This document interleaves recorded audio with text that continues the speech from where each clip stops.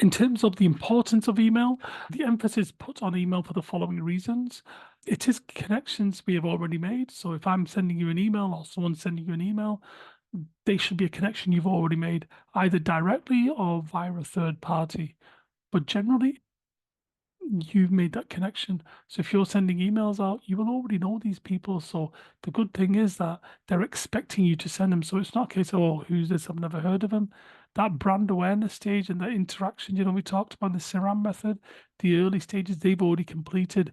We're almost kind of not quite jumping a stage, but we've done that hard work and we've brought the customers into the next stage or two. Next, the recipient would be expecting the communication, as I mentioned. The person would have an interest in receiving the email because you're not really going to sign up for anything unless if you don't want it. We can monitor the engagement between the recipient and the email. So if you want to see what the open rate is, and the open rate means how many people opened your email. But we do talk a little bit about definitions and terminology later on, and you'll already have that in your packs. So watch this space. So one of I won't call it a CAS prediction, but something I think what will happen in this space is that many of the CRM and all-in-one platforms are using WhatsApp, SMS, and chatbots to engage with customers. This is an area that is becoming more and more part of your communication mix. So it's not just a case of expecting an email, you'll receive multiple forms of communication. The engagement with the message on these platforms can be monitored to a certain degree, but it does not provide us with the insights of email. Well, not yet anyway, but we'll keep an eye on this and monitor it. However, we can still use the following tools and insights to monitor messages such as trackable links, open rates potentially. So you can still monitor certain things. But once again, I'm just wanted to kind of give you an update to say things are evolving in this area. And the idea of having the ability to phone, message, send WhatsApps within one system or one platform is becoming easier to do, cheaper to do, and more widespread. So rather than just having a couple of companies that do it, it's becoming more popular. So, email terminology. Due to the nature of digital marketing, there will be an overlap with terminology, phrases, and buzzwords, and basically there will be that bit of overlap. So here are some that you'll be expected to know within email marketing. So if you're working in email marketing, want to understand email marketing, or just want more information on it, you'd want to know these things. So opt-in. What we mean by opt-in is someone opting in to receive emails from you. That's it. Sign up, similar to opt-in. So basically, someone's signing up for your email. So, when you see a form, you fill out your name or your email address, submit, and then then they'll send you the email. Double opt-in is something I'm a fan of actually. So, what double opt-in is means that when I go onto your website, I sign up for your email. What opted in would be just then I'm opted into your email. What double opt-in means is that you will then send me an email and give me a reminder on screen to say, we've sent you an email, please check it and verify. So you'll send me an email there and then. I'll check it. It may have gone into be spam, but because I'm expecting it, I'll go looking for it. I'll open it and then I'll click on it to say, yes, I've seen this email, and that is called double opt-in. Some people don't do it because they just want to get your email, get you on the system and done. Because if you sign up and then something happens in between, someone disturbs you, you start talking, you start watching something, and you've not done that double opt-in and you've not clicked, then you won't be added to the email list. So there is a risk attached with having double opt-in, but I'm a fan of it because then you definitely know that they have received your email and they are interested in it. Because otherwise, if you just did a normal opt-in without the double opt-in and it's gone into spam, that's it. You'll never know if they have, well, you'll know if they don't open it, but you're reducing your chances of people opening your email. Open rate. So the open rate is basically if I send 100 emails and 50 people open it, that means I've got 50% open rate. So this basically it's always done in a percentage term. It's the percentage of people that have opened your email. And the open rate would change maybe from the first hour to the second day. So you can monitor your open rate to see has the open rate increased. And obviously over time it will increase. A subscriber versus a customer. So when we say email subscriber, it means someone signing up to your emails. A customer is someone who would sign up to this because they bought something. Usually there's like a checkbox or a tick box. So when you're purchasing something, you will basically give the permission for them to send you marketing information. Of course, some people choose to opt out, but that's what the difference between a subscriber and a customer is. Templates we will be showing you, and a template is basically exactly that, a template for creating something. So if you want to send an email, most email marketing platforms and most other platforms will, most if not all actually, will have a template. So you're just basically filling in the name, adding your text, changing the pictures, and it's already made for you. And they'll have a series of templates for different, so maybe for a newsletter, maybe for a product email, different emails with different templates. An email list would be a list of basically your subscribers or customers that you have on email. Third party and partners. So basically, here in the UK, we've seen it for a while, and I think it's getting more and more. Well, it's always popular. It's basically if I'm a Sky customer, so the Sky satellite service here in the UK, I'm a customer. They will often say that we share our party with we will share your data with trusted third parties, which basically means is that they've got the people that they can probably sell your email address to, but they won't give it to anyone. They'll make sure it's trusted third parties or partners. A bounce rate, soft and hard. So nothing about trampolining. So what a bounce rate is, if you're sending an email and it bounces, that means it didn't get to the recipient. A soft bounce would be maybe your email box is just full and it didn't go. A hard bounce is basically the email marketing software trying a number of times and then saying, listen, this email is not going there. So then it would be a hard bounce. So for example, if someone had left a company and their email and the email that you were sending to no longer exists, eventually the email marketing software, usually on the third try, will say, we've tried it 3 times, this is now a hard bounce. CTR, click-through rate, basically means if you open your email, someone clicked on the link, how many people did it? It's once again normally a percentage, and it's giving you a click-through rate based on how many people open the email to basically how many people actually click through it. Image, not an image is an image, so we know that. Copy is the writing that you have on an email or the writing you have anywhere else. The copy uh, on this particular slide, so basically the text. Subject is obviously the subject of the email. Personalization. So when we say email personalization, it doesn't just mean like your name. It's talking about other types of personalization. So maybe personalizing me because I bought an iPhone and they're sending me personalized products such as iPhone covers or iPhone chargers because they know I bought this product, so they personalized it to me. Audience segmentation, split testing. So basically, audience is your audience. Segmentation is when you're chopping up that audience. So as I described before, so maybe the London customers, the Manchester customers. I mean, everybody will be on your whole audience will be on one email list. But what will happen at times, you'll segment them. So if you've got 500 people on your list, 200 from Manchester, 300 from London, the email list will have 500 people, and the Manchester segment will have 200, the London segment will have 300. So you could decide to send it to everyone or a segment in particular.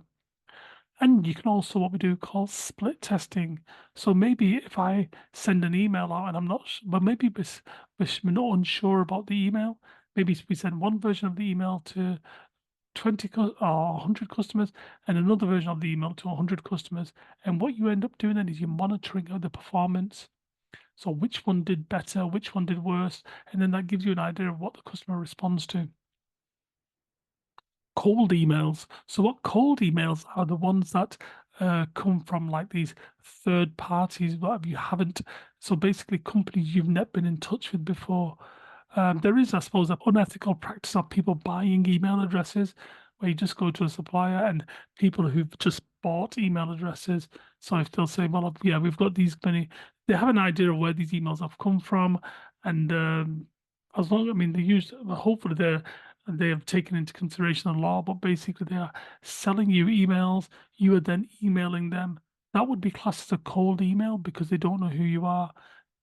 Or they may do, but not because you've taken them through like a CRM type of process.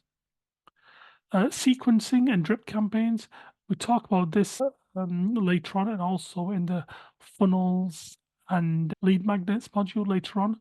But basically, sequencing is a bit like, you know, when you go to a webinar and you usually get an email to say this is when the webinar is, then you get another reminder. And after the webinar, you get the link sent to you. Then after that, you get asked if you want to attend another webinar, etc. That's what we call like an email sequence. And drip campaigns is where you're sending emails out slowly. So it's the same email, but it doesn't go out all at the same minute. It maybe is drip fed through the system. And finally, GDPR and privacy. This is what we all have to make sure we pay attention to.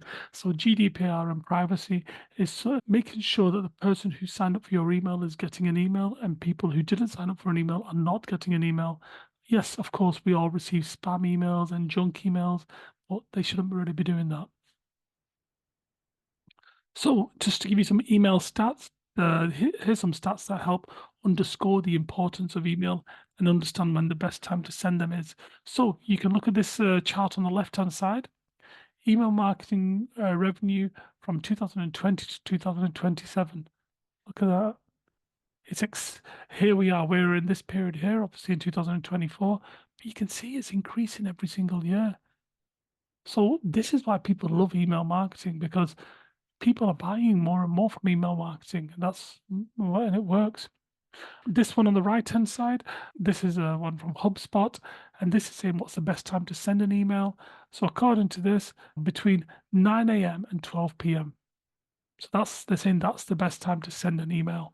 So obviously take into consideration, you can see you don't want to send emails at the early hours of the morning, because it's not going to give you much success. But this one here, so if you're going to send an email, think about this. However, the caveat or what I would say also is just be careful, because some emails are industry specific. So remember, understand your customer first before you start making any quick decisions about it. According to HubSpot again, in 2022 email marketing benchmarks report, the average email open rate, so we know what an open rate is, the average email open rate was 21% across all industries. Some industries will be higher, some will be lower, but it's up from through to 2020. So you can see, so even you might say if someone sends 100 emails and only 21 got open, that's not really a great statistic. But some more stats. Apparently, there are 4 billion daily email users. And make of that what you wish. 37% of brands are increasing their email budget. That's telling, isn't it? A majority of marketers using email leverage mobile friendly emails as part of their marketing strategy. We've said it probably throughout the course. More have that mobile first approach. Segmented emails drive 30% more opens and 50% more click-throughs than unsegmented ones. So do you know the example I give you about London and Manchester? That's probably why. Because if you're living in London and you're getting information about Manchester, you're not going to open it. But if you segment it and make sure the London people get the London and the Manchester people get the Manchester email, that's going to make more sense. Most marketers send 2 to 3 emails a day. 12% send an email weekly. That's once again one of those strange stats, but once again, we have to do what's right for our customers. But at least it gives you an idea what others are doing. 77% of marketers have seen an increase in email engagement over the last 12 months. So you can see is email making a resurgence. Smartphone users prefer to receive brand communications via email. So if you're getting communications, you want it via email. Testing your emails leads to higher ROI. I mean, that's almost stated in the obvious, isn't it? Number 8. But yeah, there's some good information there from HubSpot. And then previously we saw the best time to send an email was between 9 and 12. And here you can see the best day to send an email is a Tuesday. So you can see some interesting bits of information there about some more email stats. So now, do you know before when we said the average open rate was 21.5%? Now we're looking at some businesses as a whole. So this is obviously some information from Campaign Monitor. So you can see, let's have a look at if there's any big ones or low ones that stand out. Yeah, education, 28.5%. Non-profit sector, 26.5%. Retail, only 17% open rate. I suppose some companies we get so many emails from, like trying to sell you something, like literally sell you product. So maybe that one's a bit, maybe that's why that's a bit low, because we get so many of them, we probably just start ignoring half of them. Hence why the open rate's only 17%. But they will continue to send it because we know it's working. But it says in 2021, the average email open rate was 2.3% across all industries. And this is down from zero point 0.3. The industries with the highest click-through rates average between 3.5. I think just a small typo there. So it says the average click-through rate was 2.3%. So what it's basically saying, the average click-through rate emails is aiming for 3 to 5%. So let's have a look. Is there any big anomalies here? Wellness and fitness is only 1.2% click rate. Oh, once again, retail 0.7% click through rate. Any high numbers? Education, that's high. Yeah, and anything else quite high? Real estate, design and construction. So that's interesting. So it gives you an idea.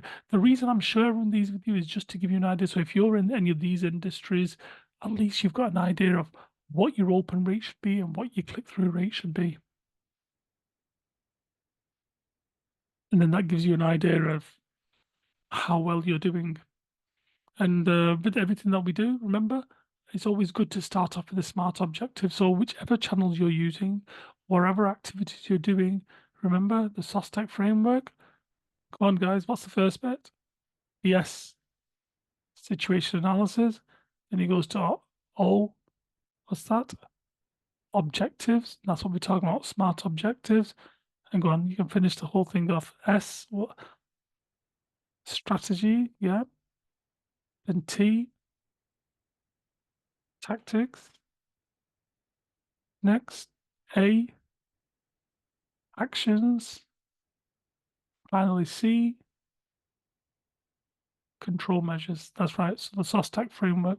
Sorry, that was a bit impromptu, but remember, these are the things I want you to think off the top of your head, or just almost like a muscle memory, you should say these very easily. So, in terms of setting your objectives, as I've said, whether it be by email or any other campaign, you should always have an objective, basically what you're doing and what you're hoping to achieve. So, if you recall from previous work, this is the reason for the campaign, and you should highlight what your aim is to achieve from running it. Depending on the type of email, your objective could relate to the following: double opt-in, welcome email, the open rate, newsletter email. So basically, we want to make sure that we are doing something for a reason. And obviously, SMART stands for specific, measurable, achievable, relevant, and time bound. So you can see these are the sort of things that we want to be doing. So when you're having a SMART objective, maybe you want to be saying like, okay, so from your welcome emails, we would like to achieve, we want to achieve an 80% open rate on our welcome emails on a monthly basis. Or for a product email, to give you another SMART objective, you could say, we want to achieve a click-through rate of 5% on product emails by the next 6 months. So then basically you've got 6 months to work on it, and you wouldn't just turn up 6 months later and say, have we achieved 5%? You do what we call benchmarking. So every now and again, you'd see where you're up to, what improvements need doing, and you'd continue. So here's some email examples from my own inbox. Here's some, so examples of CRM, promotional abandonment, personalized emails. So you can see here, this company here, they've promised me 10% off my next purchase if I add this course. We've missed you, blah, blah, blah. So basically, once again, they know I've not been for a while. I've not shopped for a while. Okay, send me an email. This one here, important news about energy prices. And you can see here, they've mentioned me my surname. They've given me an estimated cost of what things are going to cost me. They've asked me, so they've given me my customer reference number here. They put my address here. So you can see that's come from a CRM, hasn't it? They've not just got that from some email system. There's a lot of information here. And then this one of my favorite types of emails, the abandoned cart email. So they've said to me, we noticed that you left this in your bag. So basically, I went shopping there. I added something and then I left it and then yeah, I've just left it. So then they just sent me a reminder to say you left something behind. Sometimes with these, they offer you the discount code as well. So just a bit of a tip there. If you're ever going to buy something from somewhere for the first time, especially for the first time, and I'm not talking about Amazon or Apple or big companies like that. I'm talking about smaller companies. And I suppose it's people know it happens. It's like almost like an accepted practice. So what you would do is you would buy something, leave it in the basket. Although you wouldn't buy, so you'd add something to your basket. You would enter your details, make sure you enter your email address, and do everything apart from press pay now. So your information has gone into the system, such as your email, and then what you would do is leave it. And if they're good and their marketing is really good, within the next 2 to 8 hours, you'll receive an email to say, finish off your purchase, here's 10% off. And then when you do get it off, you can thank me. So that's something to try out. And obviously, this is something that companies, that's why we have this abandoned cart feature, because we know that this may happen. So we want to incentivize people to finish off the purchase. So just an example of some emails. So you can see here in the light blue, that's the subject. You can see here, and just in this outline, that's the email address. These days, nowadays, we're getting the option to unsubscribe right there and then. Usually we have to scroll down, but once again, software, technology improving, and our own email, the email that we receive it on gives us the option to unsubscribe. In the yellow, they've used personalization. The red, give the email a title, so not the subject, but a title. Then here in the purple is the main copy of it. And you can see within the copy, they've got links. So if I click on this, that's how they measure click-through rate. Okay. And it just gives you some information and forgotten passwords. All emails have to have an unsubscribe option. And for those of you who are using email marketing software, it will ask you a range of questions, maybe address, information. So basically, once again, every country has its own rules, but email marketing will have like its rules as well. And you need to include certain things on your email for it to be sent in the proper way. Some of these bigger companies will have that feature. And because it's almost standard, they'll have, once again, it'll be on the template, and all you're doing is just filling in the gaps. In terms of email marketing considerations, in terms of making it useful, before sending an email, here's some points you should take into consideration. As we mentioned before, what's the objective? Why are you sending the email? What's the strategy? I mean, how does it tie into the strategy? Who's the audience? Is it a subscriber? Is it a customer? Is it a lead? We've described the difference between subscribers and customers, but a lead would be slightly different. Where, say, for example, I sign up for a webinar, that would be a lead.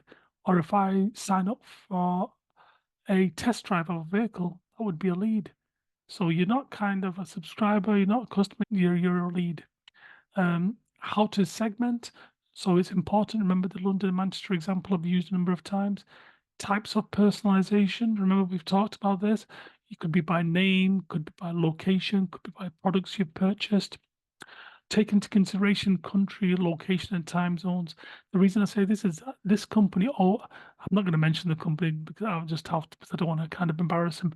They always send me an email at 2 o'clock in the morning. I mean, I just find it so frustrating because they'll probably have an email or CRM database. They know I'm UK based because just because my email's got .co.uk in it. But they still send me emails at ridiculous times in the morning, and you can just see it's just a bit of lazy marketing and wanting to send it all out at the same time. And no, I've never opened up as it's been like if you're up by mistake and you see the notification come up on your phone, it's like say you're not really opening it. Languages, bear in mind what language you're speaking or what language your customer is speaking. Most importantly, the brand voice. Is there a consistency? So, are you a laughy, jokey, and fun-loving type of brand, or are you a serious brand? And once again, that could relate to the type of industry you're in. if you're getting an email off a financial institution or something like that, you don't really expect it to be happy, jokey, and having a bit of fun. You expect a bit of seriousness.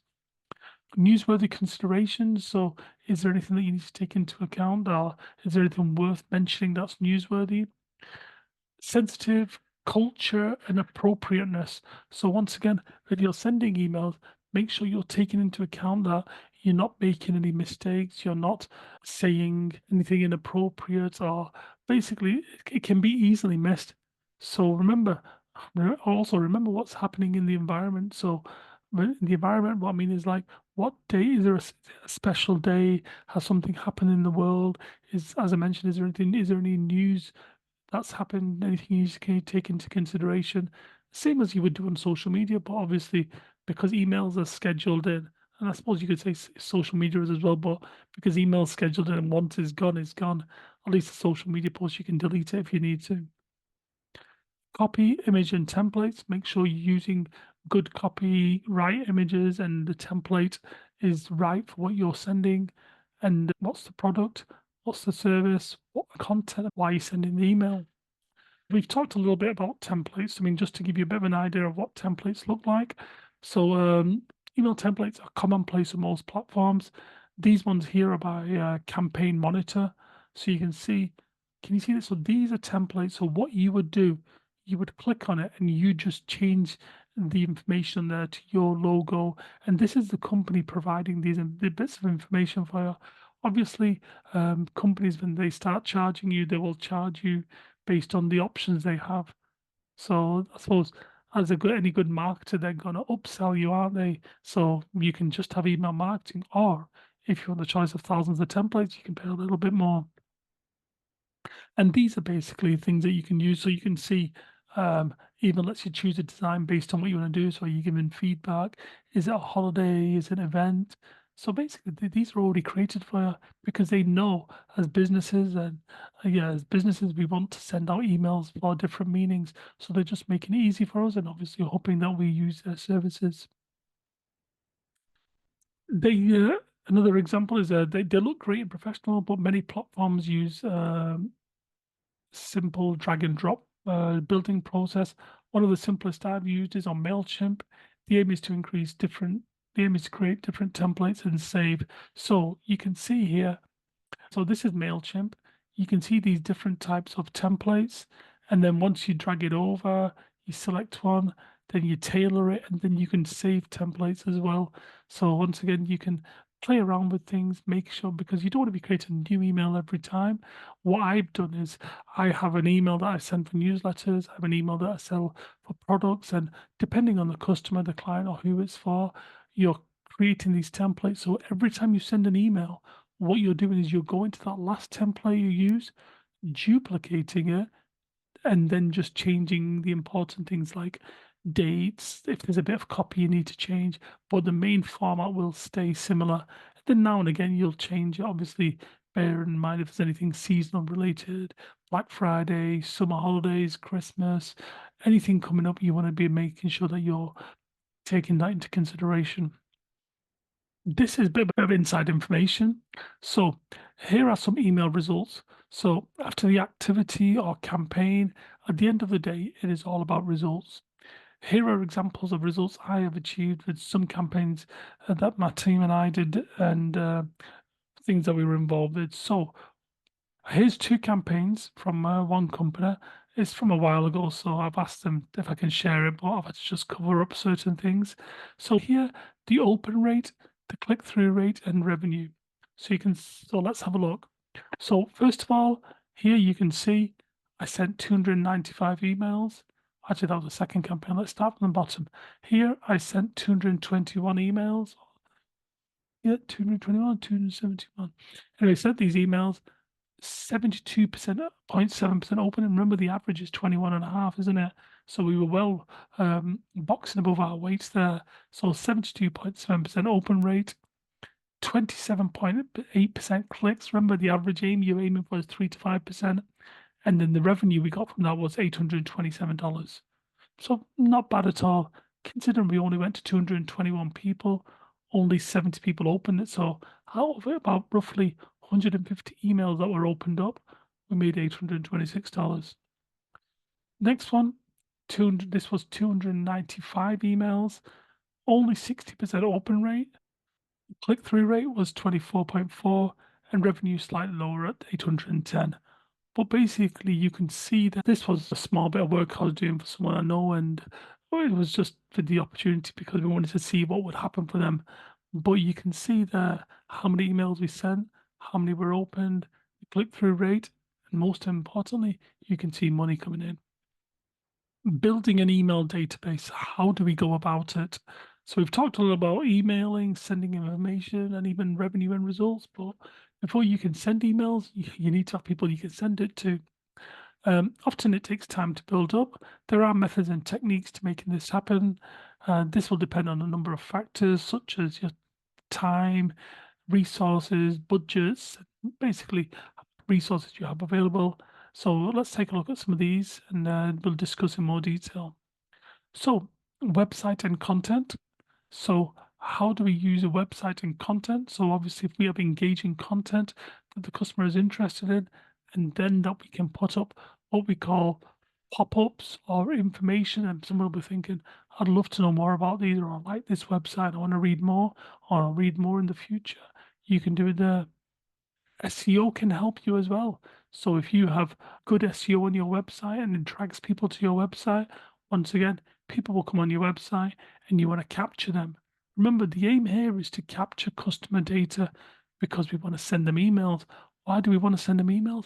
Because we know it's working and they're going to make money from it. And we're going to, as a business, you're going to make money from it. And we want to make sure that we are providing the customer with information and details, products, services, and basically useful things that they are interested in.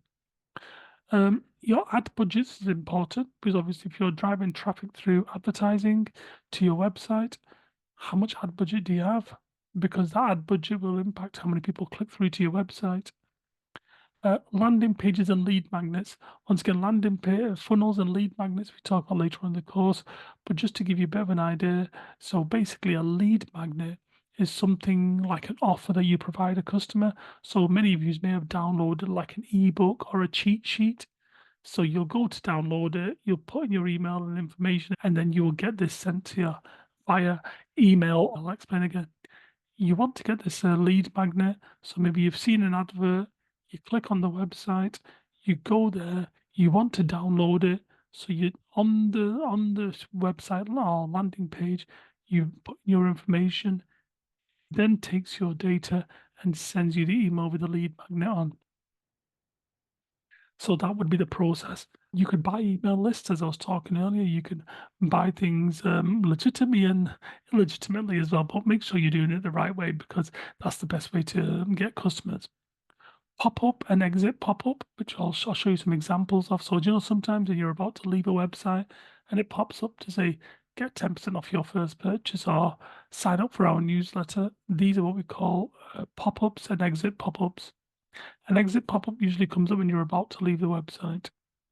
You have referral programs as well, so you could use referral programs to increase your database. Events from in-persons to webinars, so you could be at an expo or a trade show, and these days I suppose you could scan a QR code while you're there to sign up for an email, or maybe you get talking to someone and they add you to their database, or sometimes these days they have little buzzers around the neck and they just kind of scan your event ID or something. And then also social media. You can tell people about your offers, you can tell people what you're doing on social media and drive traffic to your website to get people to sign up from social media. So you can see quite a few ways that you can build an email marketing database. So let's look at some examples, pop-ups, exits, and sign-ups. So have a call to action that requests someone's email address using an offer or an incentive to encourage a sign up. You can see here some of them are more exciting than others. This one's just stay informed with our newsletters. This is just almost like just to encourage a sign up. This one here is a bit more interactive. Bring your dream home to life. Gives you like tells you what they're going to do. Email and see this is it. Contact me with news from other future brands. See, this is the bit, where you'll start receiving information from, getting cold emails because you've signed up for it. Receive emails from us on behalf of our trusted brands and sponsors. So you can see here they're encouraging that you have to opt into it because the rules say that to sign on to it, and then you sign me up. This would be a good example here of an exit pop-up. So email sign up, extra 10% off when you sign up to your email. So you'd put that in here and then press next. And this is another one. Subscribe to, so this is one that you'd see on the website. Subscribe, get an extra 10% off and inside information. So you can see the incentives and once again, the legalities have been checked. To be honest, when you do follow the legalities like they do here, look, it's saying by signing up, blah, blah, blah, by submitting this information, blah, blah, blah. It makes it look more professional. Like this one here. I don't like the look of that. It looks a bit spammy, doesn't it? It looks a bit fake because it doesn't have anything official there. Or maybe that's just me.